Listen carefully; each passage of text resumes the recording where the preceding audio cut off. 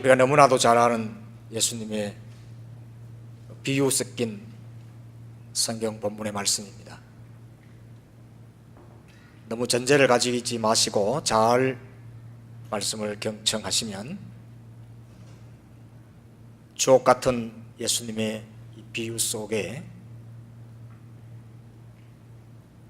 충격까지는 아니지만 은혜가 있을 줄로 믿습니다. 율법 교사가 예수님 앞에 나왔습니다.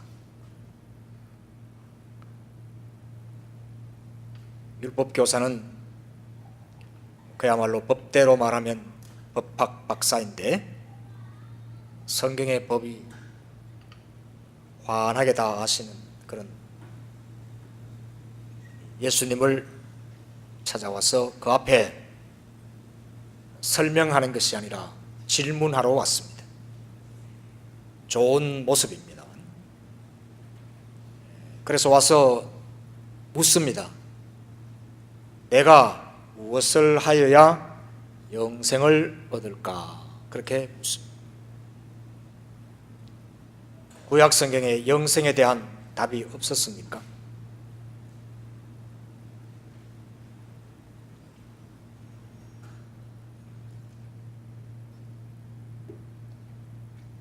아니면 예수님을 시험하러 왔습니까? 맞습니다. 선생님이 예수님을 테스트하러 왔습니다. 물어 그랬지만 그것은 좀 위장된 표현일 수도 있겠습니다. 다짜고짜로 묻는 게 시험하여 이르되 선생님 내가 무엇을 하여야 영생을 얻으리까?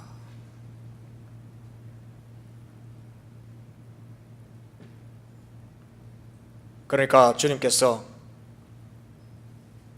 너는 율법학자인데 너는 영생에 대하여 어떻게 읽느냐? 이렇게 다시 되물었습니다.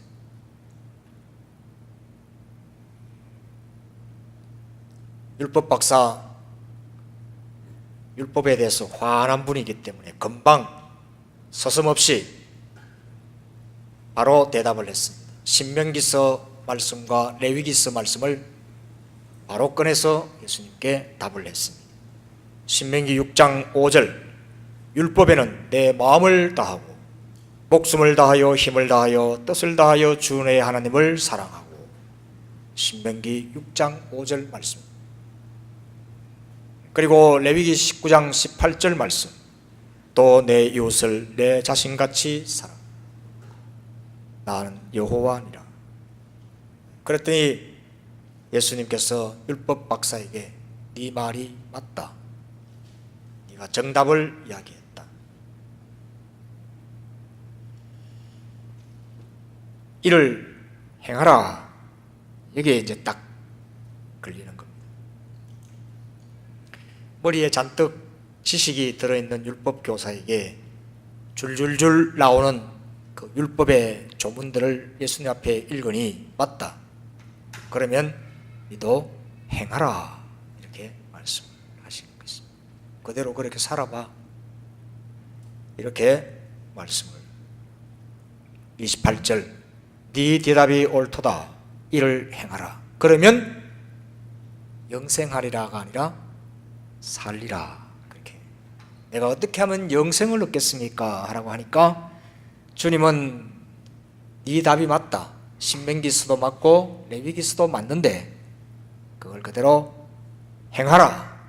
그러면 살리라. 이렇게 답을 주십니다.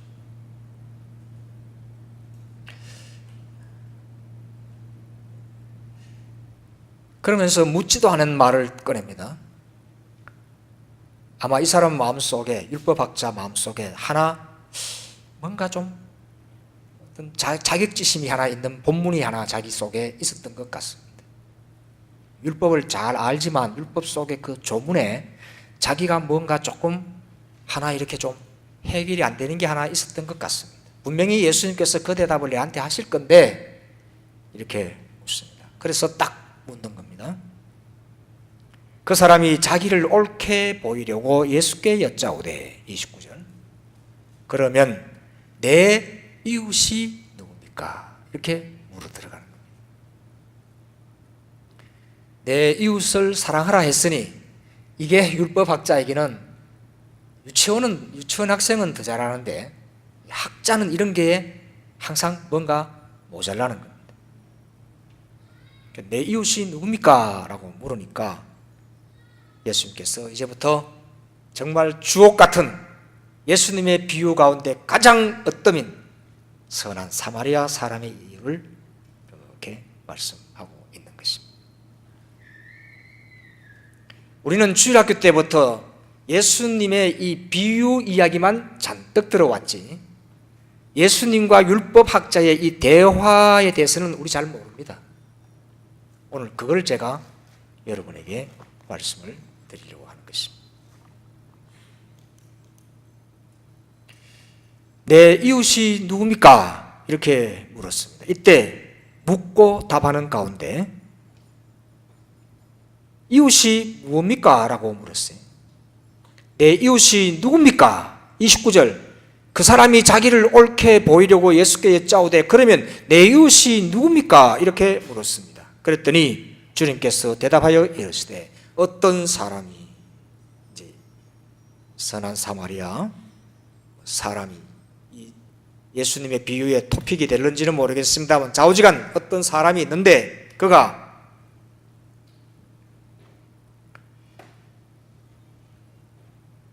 예루살렘에서 여리고로 내려가다가 이렇게 이제 이야기가 시작됩니다. 어떤 목사님의 설교를 들어보니까 예루살렘에 있지 왜 세상으로 내려가다가 그러니까 강도 만나지 틀린 건 아닙니다. 그렇게 해석할 수도 있습니다만 해석이라기보다도 그런 말이 맞아요.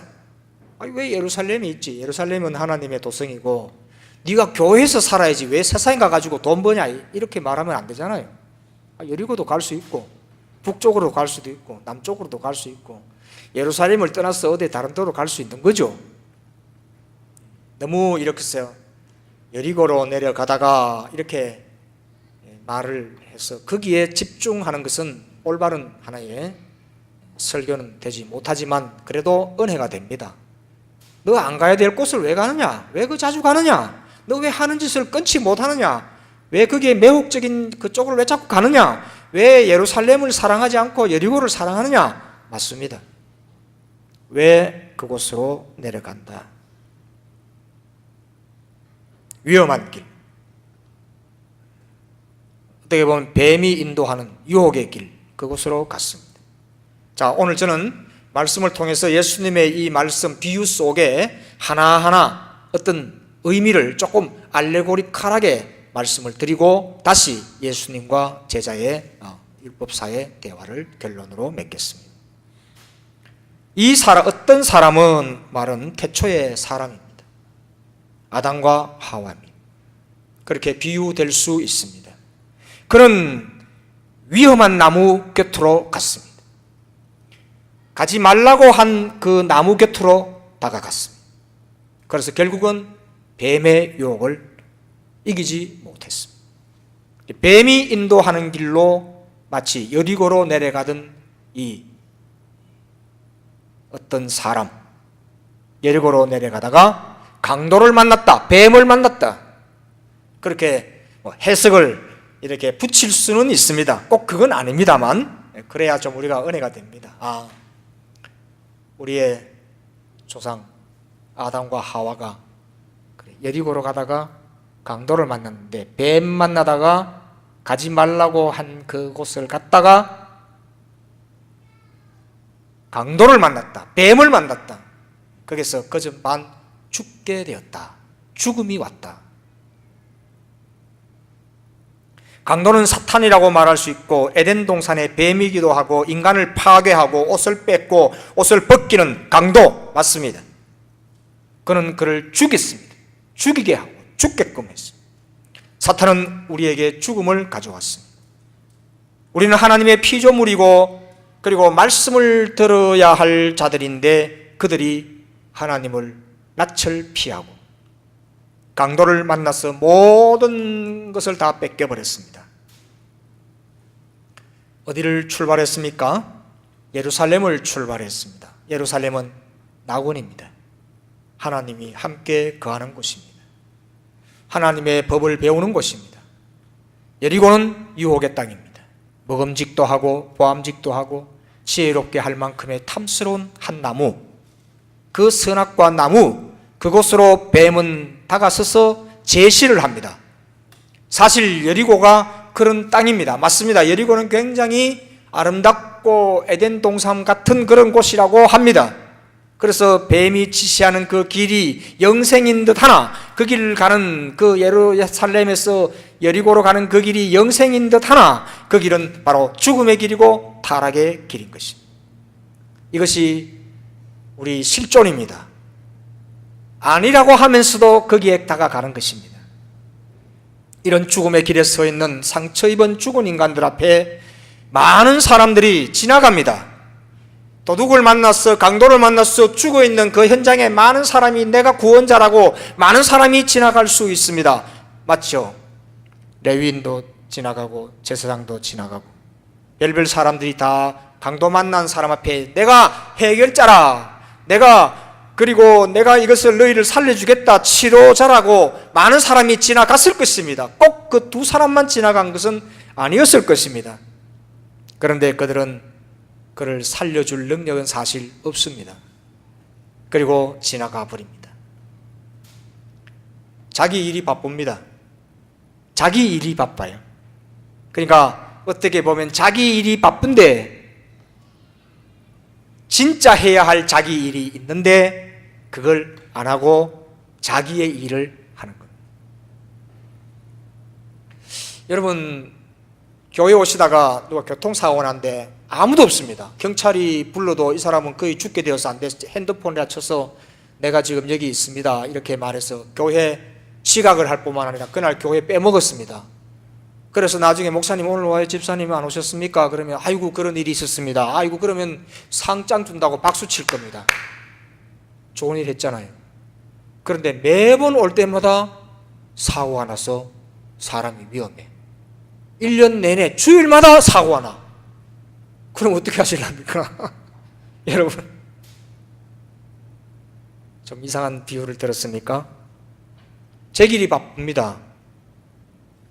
교우님들은 괜찮습니다. 1년 내내 사고 나는 그 현장에 1년 내내 교회 안 오고 도왔다 하더라도 박수 받을 수 있을 것입니다. 근데 목회자가 오다가 한 번은 도와서 설교도 빼먹고 예배를 망쳤다고 합시다. 그러면 교인들도 목사님, 아이고 정말 사람을 살렸군요. 괜찮습니다.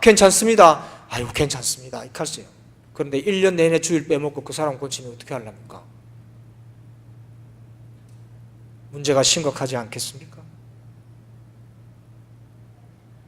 어쨌든 그 다음에 이 예루살렘에서 여리고로 도저히 걸어갈 수 없는 사람이 사마리아 사람인데, 이 사마리아 사람이 지나다가 그를 도와줄 뿐만 아니라 그 뒤에 쭉 이렇게 그를 계속 아주 힘겹게 힘을 다하여 그를 도와주는 이야기가 나오고 있습니다. 그는 주막으로 데려갔다 그랬습니다. 주막은 술집은 아니고 여관입니다. 음식도 좀 파는 그런 여관으로 그를 데리고 갔습니다. 그는 누구십니까? 쓰러졌고 그만 죽게 된 자를 데리고 일으키고 주막까지 간 자는 누구십니까? 비유로 말하면, 알레고리로 말하면 예수 그리스도이십니다. 그가 쓰러진, 강도 만난, 마귀 만난, 죽을 수밖에 없는 우리 인간을 살리시기 위해서 오신 주님이시라고 비유할 수 있습니다. 주님이다라고 말할 수는 없지만 주님이다라고 설명할 수는 있습니다. 예수 그리스도이십니다. 사마리아와 같은 자가 유대인으로부터 외면당하고 함께 하지도 않았던 그 제사장 레위로부터 사람 취급받지 못했던 그 사마리아 사람, 이사야 선자가 예언했던 것 같이 이사야 53장 2절에서 3절, 고운 모양도 없고 풍채도 없으며 우리가 보기엔 흠모할 만한 아름다운 것이 없도다. 그는 멸시를 받아 사람에게 버림받았으며 간고를 겪었으며 질고를 아는 자라. 마침 사람이 그에게 얼굴을 가린 것 같이 멸시를 당하였고 우리도 그를 귀히 여기지 아니했다. 귀히 여기지 아니한, 자, 그야말로 유대인이 쓰러져 있는데 귀히 여기지 아니했던 사마리아 사람이 갑자기 나타나서 그를 데리고 그리고 주막으로 갔다. 살리려고 간 것입니다. 사마리아 그는 그 강도 만난 그가 아니라 우리를 구조하시기 위해서 우리를 감싸 안고 주막으로 데려가는데, 그러면 주막은 어디입니까? 어디로 데리고 왔습니까? 우리를 교회로 데리고 온 것입니다. 사마리아 그 구원의 주님, 그 강도 만난 사람에게는 사마리아인 그가 그에게 생명의 은인인 것입니다. 그러므로 주님은 우리의 생명의 은인이 되시는 것입니다. 그는 강도 만난 우리를 일단 주막으로 데려다 놓습니다. 일단입니다. 왜 일단입니까? 나중에 보면 그가 다시 오겠다 그랬습니다. 그가 다시 오겠다 하니 일단 우리를 교회에 데려다 놓은 것입니다. 그만 죽게 된 우리를 교회에다가 불러놓고, 그리고 주님 올라가시고 내가 다시 오겠다. 주막은 교회 맞습니다. 오직 그분이 쓰러진 자, 마귀로부터 모든 것을 빼앗긴, 생명까지 빼앗긴, 하나님이 주신 것까지 다 빼앗긴 그를 교회에 놓고 가십니다. 그분이 오시기까지 우리를 교회에 인도해 놓으시고 그 주막에서 우리는 뭘 합니까? 치료를 받는 것입니다. 할렐루야. 왜 그렇게 하는가? 왜 그렇게 했습니까? 이유는 딱 하나입니다. 불쌍해서 그런 거예요. 자식이 불쌍하듯이 우리를 불쌍히 여겨 그렇게 해놓은 것입니다. 주님께서 우리를 불쌍히 여겼다고 하는 것은 생명의 태도요, 생명의 말씀. 사마리아 사람 행동 역시 그는 그 사람이 쓰러져 있기 때문에, 그만 죽게 되었기 때문에 그를 불쌍히 여겨서 그를 자기 힘껏 그를 가까운 주막으로 데리고 간 것입니다. 주막이 많았으면은 그러지 않고 여러 군데를 또 골랐을는지도 모르겠습니다. 어쨌든 예루살렘의 그 에덴을 버리고 여리고로 던져버린 우리를, 강도 만난 우리를 주님께서 교회에 불러주셨다는 것입니다. 그런데 이건 좀 더 자세히 들어가 볼 필요가 있습니다. 34절, 가까이 가서 그를 보고 불쌍히 여겼어요. 불쌍히 여겼다 말씀에.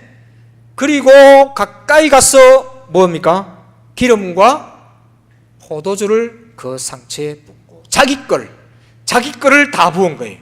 길 가는 나그네가 어떤 사람을 발견했는데, 쓰러진 사람을, 그만 죽게 된 사람을 발견했는데 아이고 불쌍해라고까지만 해도 괜찮아요. 그런데 그가 가지고 있던 기름과 포도주를 그에게 쏟아 부은 것입니다. 기름과 포도주는 무엇입니까? 영적으로 해석하면 그는 지금 영안에 갈려야 될 거지만 우리 주님이 그를 발견한, 우리 마귀를 만난 우리를 발견한 주님께서 가시면서 성령을 약속하시고, 그리고 매번 우리에게 포도주와 떡으로 주님을 기억하게 하는 그 보혈과 성령으로 우리를 여관에 놓고 교회에 놓고 우리를 예배케 하는, 치료하게 하는, 주님을 기다리고 다시 오겠다고 하는 그 주님을 기다리는 곳이다. 할렐루야. 데려다만 놓고 나는 모르겠다가 아니라 기름과 포도주로 계속 우리를 치료하고 그를 기다리라고 하는 그런 귀한 말씀이 되겠습니다. 날마다 그것을 바르고 기억해야 또 들려주시오, 또 들려주시오. 주님이 우리를 위하여, 우리 죄를 위하여, 죽을 수밖에 없는 우리 죄를 위하여 십자가에 달려 돌아가신 그 주인, 그리고 상처난 우리, 타락한 우리를 날마다 주님의 그 보혈과 성령으로 교회에서 고치고 말씀을 들으며 우리를 깨끗게 하자는 하나님의 귀한 말씀이 이 의미 속에 들어있다고 하는 것입니다. 할렐루야. 교회를 주신 걸 사랑하시기를 바랍니다. 말씀을 주신 걸 사랑하시기 바랍니다. 성령과 보혈, 기름과 포도주로 그는 그의 걸 다 우리에게 맡겨버린 겁니다. 주막 주인은 누굽니까? 주인이라 그러니까 조금 어색합니다. 주막 주인은 누굴까요? 주막 주인은, 오해를 하지 마십시오. 주막 주인이 뭐 대단한 건 아닙니다. 그건 돈 받고 장사해야 되는 사람인데, 어떻게 보면 주막 주인은 하나님의 종들입니다. 하나님의 종들이 말씀을 전하고 성찬식을 하면서 하나님의 대행자가 아니라 하나님께서 그렇게 하라고 불러주신 소명받은 자들이 우리와 같은 모든 자들을 치료하고 말씀으로 이렇게 양육하며 주님을 같이 기다리는 줄로 믿습니다. 그러므로 교회는 목회자가 있게 되는 것입니다. 그렇다고 해서 이 주막의 주인은 아닙니다. 주막의 주인, 그는 하나님이신데 그 남은 상처를 싸매고 좀 나았다 싶으면은 그러면 도망가려고 하지요. 여러분 안 그렇습니까? 고쳐주고 낫게 해주면은 또 건강한 몸으로 어디 멀리 가버린, 멀리 간 교인들 많습니다. 고쳐주니까 고친 다리를 가지고 멀리 가신 분들 많아요. 안 와. 그들을 또 기다리는 것입니다. 돌봄과 안내자가 되는 것입니다. 주막 주인은 무엇으로 그 구원자를 알아봅니까? 누가 손님 중에 주님이신지, 그 주님이 아닌지 어떻게 해야 합니까? 가시면서 사마리아 사람이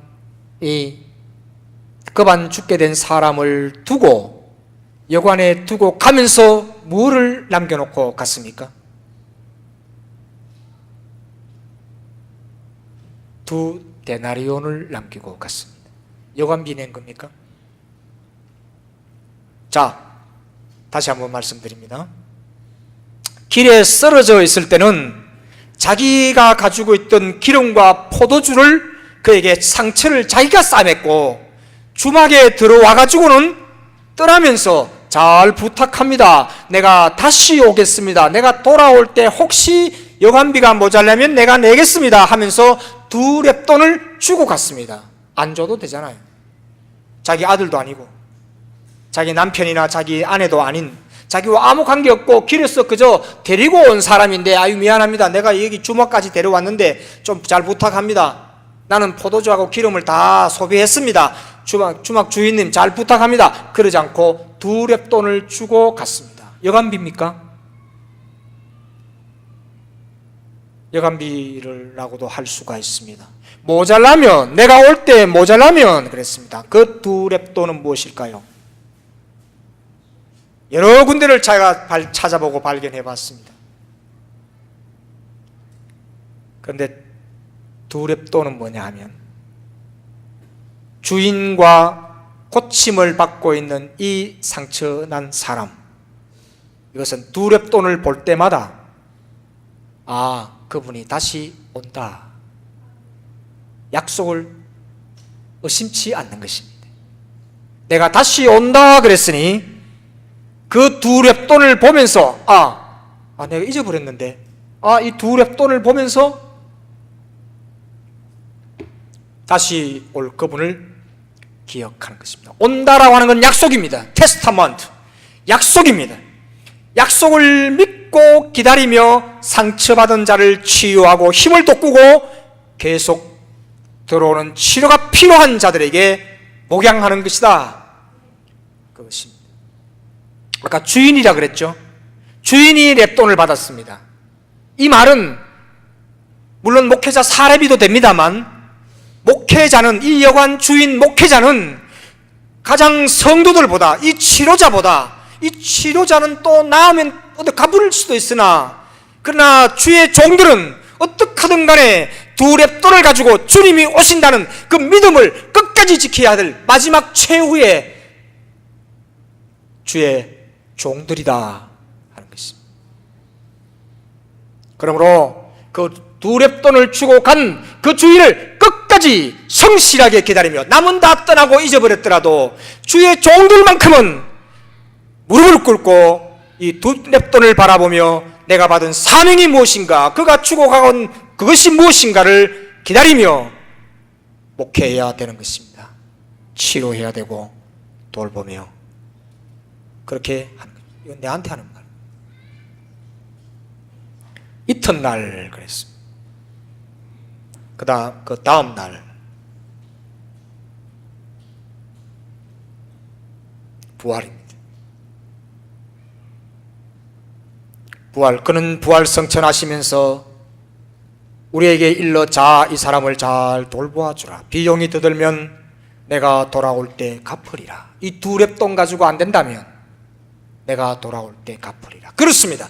우리 예수 믿는 사람들은 우리가 무엇을 헌금을 했거나, 아니면 목회자들이 사례를 받거나, 아니면 이 여관의 치료를 받거나, 어떤 일이 있어도 주님께서 갚아주신다. 할렐루야! 주님께서 갚아주신다. 내가 손해본 거 있으면 주님께서 갚아주신다. 내가 완전히 무언가 잘못됐다 할지라도 주님께서 갚아주신다. 그 전에 주님께서 벌써 나를 살려주신 줄로 믿습니다. 하나님은 다 갚아줍니다. 아무 이유 없이. 자식이 아무리 성적이 나빠도 아버지 등록금, 그렇게 말하듯이, 그렇게 말하면 아버지는 아무리 못 벌고 빚이 있더라도 어디서 빌려서라도 그에게 등록금을 내주듯이 우리를 사랑해 주신다. 그를 우리는 또한 미션이 있다는 것입니다. 교회는 주님이 오신다고 하는, 그 갚아주신다고 하는 그 반석 위에 서 있게 되는 것입니다. 내가 올 때에 갚으리라. 주님이 갚아준다. 그 사마리아 사람이 그 뭔 죄를 지었습니까? 그렇습니다. 사마리아 사람이 뭔 죄를 지었어요? 그냥 죄인을 죽어가는 사람을 만났을 뿐인데요. 만났을 뿐인데 뭔 죄를 지었습니까? 뭘 갚아줍니까? 그게 바로 대속입니다. 그게 사랑이에요. 우리가 갚아야지. 우리가 갚아야지. 죄를 지은 우리가 갚아야 되는데 오히려 떠나갔던 그 사마리아 사람이 다시 올 때 내가 갚으리라.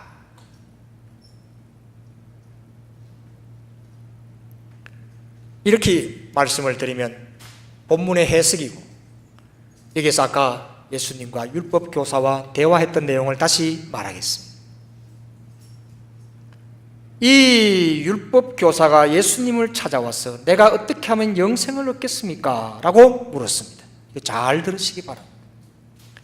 그랬더니 율법에는 어떻게 되어 있느냐라고 말하니까 아까 말씀드린 대로